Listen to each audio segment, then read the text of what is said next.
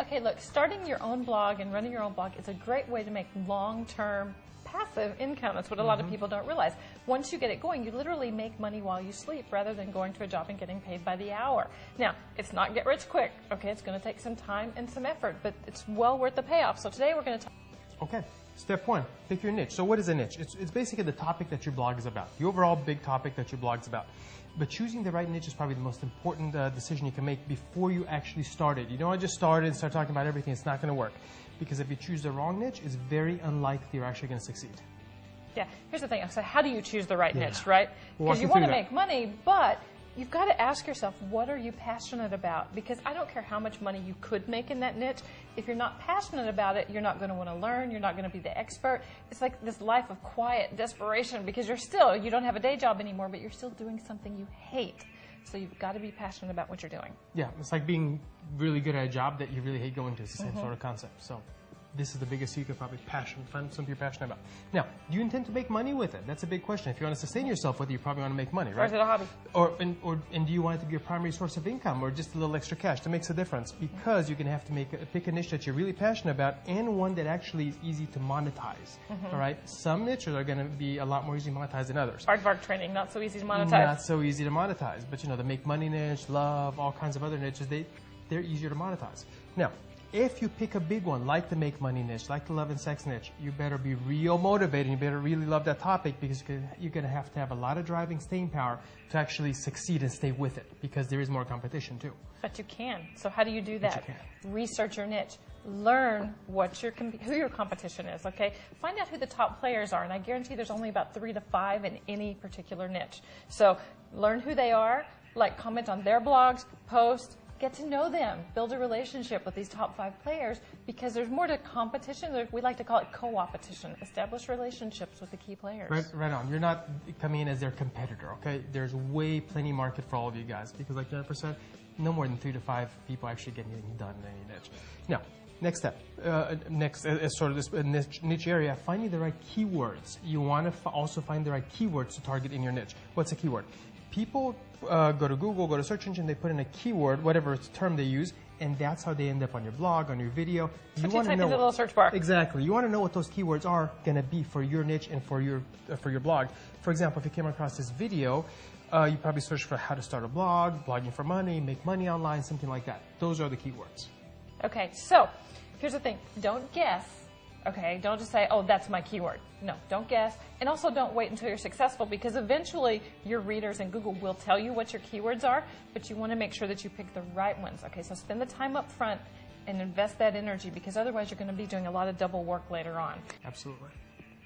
Now, step 2, get a web hosting account for your blog. Now, what's a web host or blog host? This is where your blog lives, where the software that actually powers your blog, where it runs, where it resides on the internet. It's a technical detail. You got to get it worked out, but it needs to be done. And ideally, it's something good and solid. And you only worry about it once. Okay. Now, your blog host should have several very important features. First of all, reliable. You don't want to be worrying about this. You want to worry about your blog. Reliable, super responsive customer service if you have questions. And in the beginning, it should be inexpensive. Look for $7 to $10 a month. Yeah, you can find it cheaper, but the quality is usually so bad. It's not worth it. You totally lose quality below the $7 mark usually. Yeah, and at the same time, you don't need to spend $200, $400, $600 either. Oh, God, okay, no. Start around $7, $10.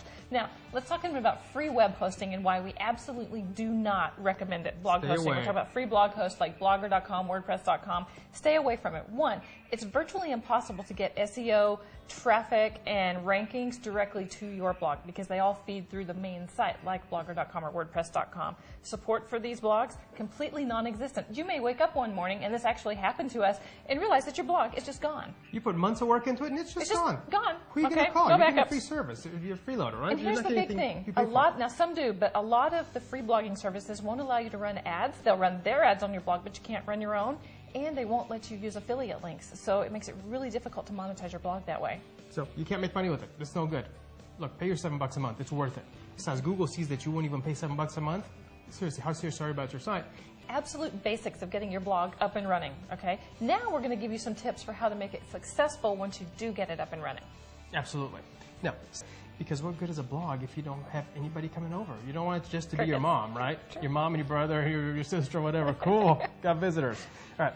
The most powerful SEO trick of all, and I love this. This is so powerful. You're not going to hear this from a lot of the SEO folks, but work with Google to give them what they want instead of trying to trick them. Google spends an insane amount of money to weed out the little bit of good content from all the fluff and junk out there that people are putting up to trick Google. Okay? So how about this? Put up good stuff and make it easy for Google to find your good stuff. That's very important. Yeah. Step 6. Make your blog welcoming and engaging to every reader. Now, how do you do that? You want to make your visitors not just come, look at something, and leave. You want to make your blog. It's just like when you have a store, right? You don't want the guy just looking in and leaving. That's no good. Doesn't do anybody any good. You want to make it engaging, get them involved, right? So you can use polls, for example, to get readers involved, ask their opinion, etc. I cannot go by a site and not take the poll. Seriously, it's a psychological thing. People like to take polls. Feature the latest posts and comments at the top, for example, or the best ones, editors' picks, editorial stuff. Show off your most popular articles. Get get readers truly involved by getting them commenting. If you actually get a nice comment system, write your first post. All this, everything we've talked about is what you want to do first. Just like most authors don't realize that it's not just about writing a book, it's the marketing that goes after it, right? All this has been getting ready for this all-important first post. So don't get stuck. Start doing it. But you want to do all the stuff we talked about first to lay the groundwork. We've laid it all out. Now, this, ironically, is the biggest sticking point for most people. They look at it and they get this writer's block. Oh, my God, what do I do? What do I write about? What the heck do I do? Never fear. There is an immense amount of stuff you can write about, and we'll give you the tips on how to get there. Here's how to get unstuck. Look, off the top of your head, just take out a piece of paper, computer, whatever, brainstorm anything that comes to the top of your mind that you would like to maybe someday ever write about, okay? Yes. Don't worry about it. Put it in order, prioritize, just brain dump it all out there. You know, think about your audience. What problems do they have? You know, how can you help them? You know, where are they stuck? Okay, if you can help them get unstuck, you're even better. Now, look at that list. One of them's going to jump out at you, okay? That's the first topic, okay? Pick that one, and it can be so simple. You don't have to write a big 2,000-word article, okay? Make a short top 10 list, you know, top 10 ways to do X, or, you know, to avoid this problem. Or do a Q&A format where you see a question that someone in your niche may have. Ask the question, give a short 200 to 400-word answer, and you're done. There's your first post. Yeah, absolutely. And that list, that brainstorming list that Jennifer was talking about, that is gold. Because next time you say to yourself, oh my God, I have no idea what to write about. You know what? You pull out that list and you pick something. There's no excuse for writer's block, okay?